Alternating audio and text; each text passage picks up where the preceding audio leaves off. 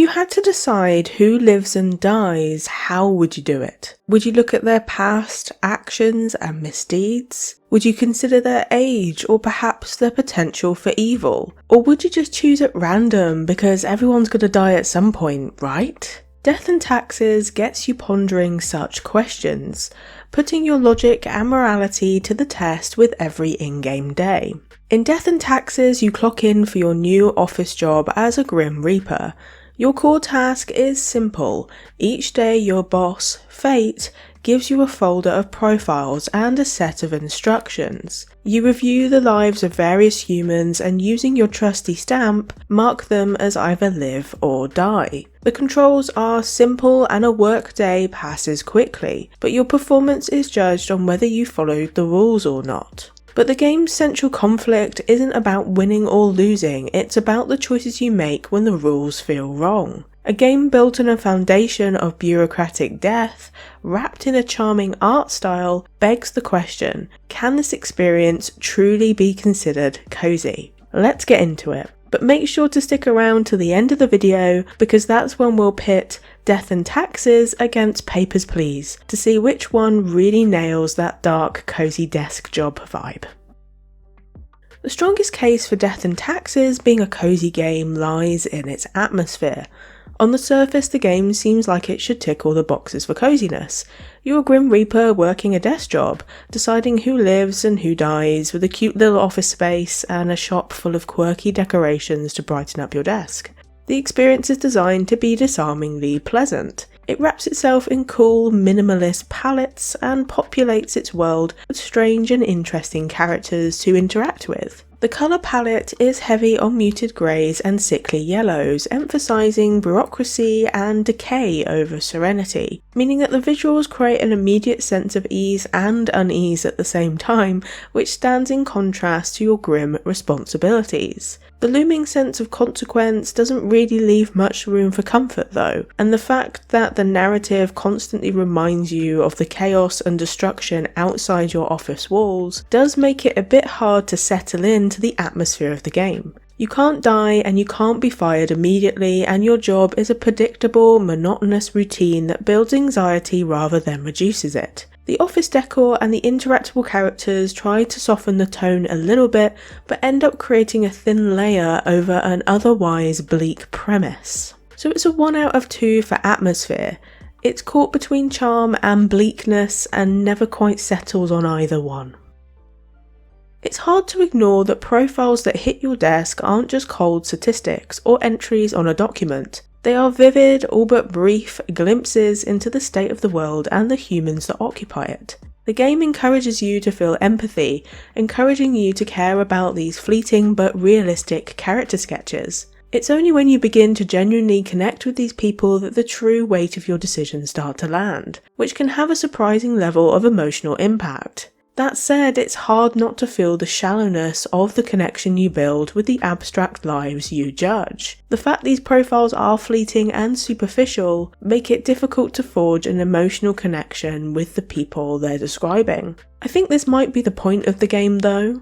It demonstrates how easily we can dissociate from abstract data about real people, especially when working with data or paperwork. To its credit, Death and Taxes tackles this point quite well. It's only when you start to realise you feel nothing for these people that the true hollowness of your decisions start to land. This creates a sense of unease and anxiety about yourself, and how you can make heavy moral decisions without really feeling much at all. But what it means for the game is that there's a surprising lack of emotional impact. This is especially the case when on some of the days you're instructed to pick who lives and who dies through certain criteria or pattern. For example, you might be instructed to choose the bottom row of your pack to die, or scientists only. This mechanism actively squashes any emotional connection you develop, as if you intend to follow your instructions, you don't really need to examine the profiles very meticulously. This makes it very easy to disconnect from the weight of your choices,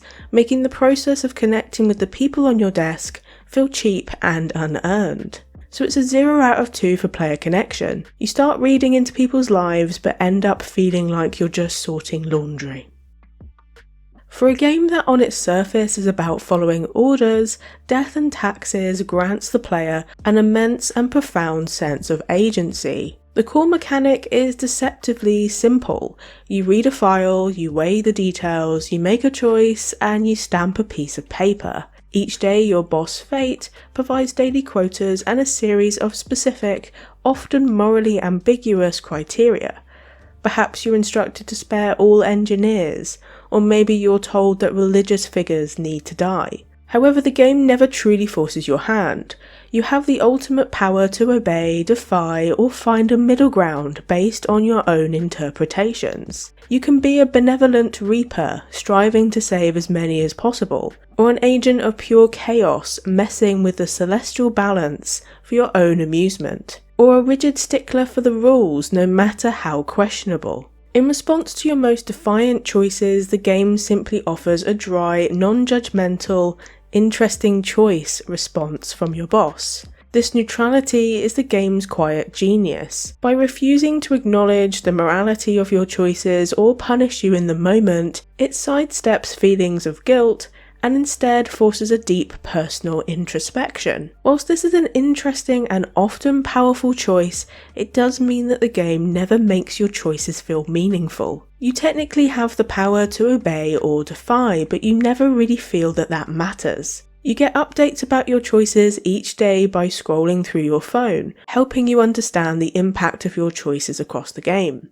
But this often feels delayed and the impact is invisible, reducing the weight of the consequences of your actions. Therefore, the design of the game makes every decision feel less like a reflection of your own internal compass and more like a random click that echoes into the void. So it's a 1 out of 2 for sense of agency. It's like shouting into that void. Technically you have a choice, but no one is really listening. Death and Taxes is a game meticulously designed for replayability, turning what could be a short, linear story into a game that allows you to navigate a range of narrative possibilities.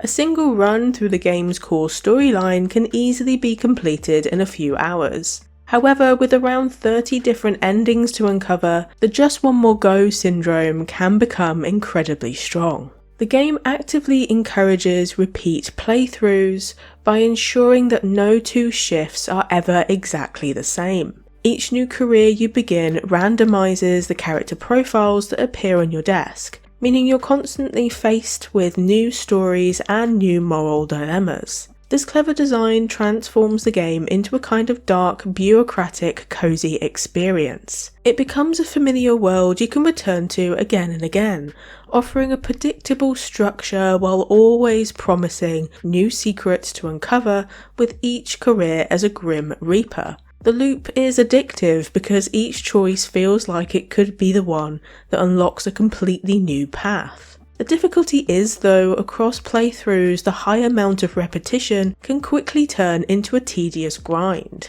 You might find that the moral dilemmas feel repetitive and samey after a while, turning it into an experience that doesn't feel engaging. Chasing the multiple endings reveals the game's deeper narrative, but at the cost of monotonous repetition, creating an experience that feels like it's just stretched too thin. So it's a 1 out of 2 for replayability. The more you replay, the less replayable it feels. Hey there, just a quick pause to say that if you're enjoying the chill vibes and discovering new and unconventional cozy games, subscribe to the channel. If you wanted to support the channel a little bit more, you can also give this slothy a coffee. And trust me, I need the energy. You can find the link in the description below. And now, back to the video. A defining trait of a cozy game is its sense of meaningful progression, but Death and Taxes offers a hollow substitute that feels more like a chore than a reward. The game's structure is built around unlocking multiple different endings, a design that forces you to replay the core loop repeatedly. Instead of feeling a satisfying sense of growth or discovery, you're tasked with the monotonous grind of unlocking slightly different dialogue snippets and lore notes. This system of progression isn't tied to your skill or emotional investment, it's merely a function of how many times you're willing to endure the same tedious workday. Each new playthrough promises to reveal more of the game's narrative secrets, but the journey there is so repetitive that it's difficult to feel invested in the destination. The game fails to understand that true progression isn't just about seeing new content, it's about feeling like your time and choices have earned you a tangible, satisfying outcome. It's the feeling of growing either mechanically through your skills or knowledge, or narratively through a sense of character development. You just don't feel a sense of progression while playing Death and Taxes, as it feels like watching the same story play out with only minor variations each time. This transforms what could have been a short, impactful narrative into an experience where you're just waiting to feel a sense of achievement somewhere, but you never really do. The game mistakes repetition for depth, ultimately making the act of progressing feel as meaningless as some of the choices you make along the way. So it's a 0 out of 2 for meaningful progression. Progression here is more about endurance rather than achievement. So, is Death and Taxes cozy? Well, it scores a 3 out of 10, putting it in our not so cozy category.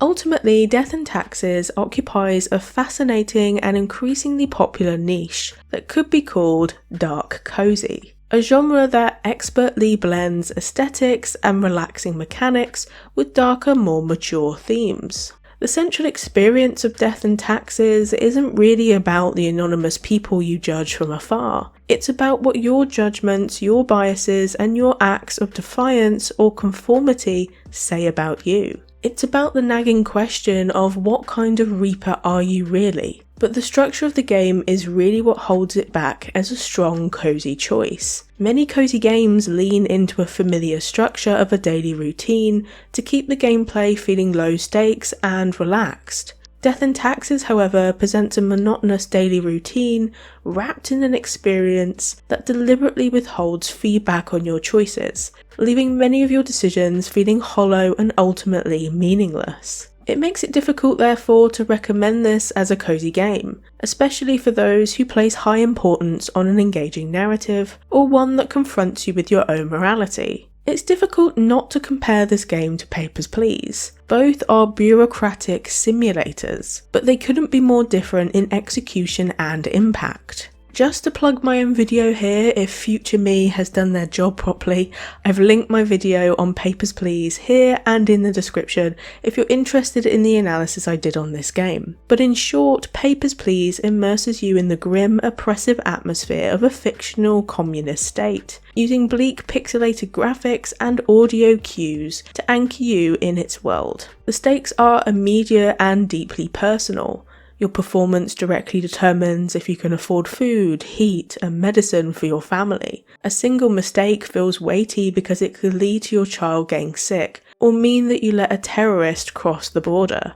Whilst Papers, Please is not typically considered cozy, it creates a cozy vibe through its engaging narrative that pairs repetition with escalating challenge and stakes to encourage further playthroughs and alternate decision making. Death and Taxes removes these personal stakes entirely. Your salary is used to buy cosmetic items for your desk, not feed a starving family. It swaps the tangible, personal consequences of Papers, Please for abstract, world-level changes that often feel invisible in the short term. Papers, Please uses its oppressive tone to make every stamp feel consequential. Death and Taxes uses light-hearted aesthetics to do the exact opposite, therefore creating a distance between the player, the game and their choices, and a vibe that trivializes the impact of these decisions, leaving the player in a state of detached apathy. If you're looking for a cozy game that really leans into paperwork and moral dilemmas, Papers, Please scratches that itch far better than Death and Taxes. It even offers an endless mode perfect for when you just want to get lost in the rhythm of stamping and sorting documents, without the pressure of narrative consequences. That extra flexibility adds to the argument that Papers, Please can be surprisingly cozy, especially if your idea of comfort is settling into a stack of documents and letting the world fade away, which gives it even more cozy potential over Death and Taxes. But that's just my take. What are your thoughts? What kind of cozy gamer are you? Do you find genuine comfort in moral ambiguity and meticulous organisation, or do you prefer cosy games to come with lower stakes and gentler vibes? And what about the bigger question, can a dark heavy game ever really be considered cosy? Let me know your thoughts in the comments down below. And as always, thank you so much for watching today, and I will see you in the next one. Take care.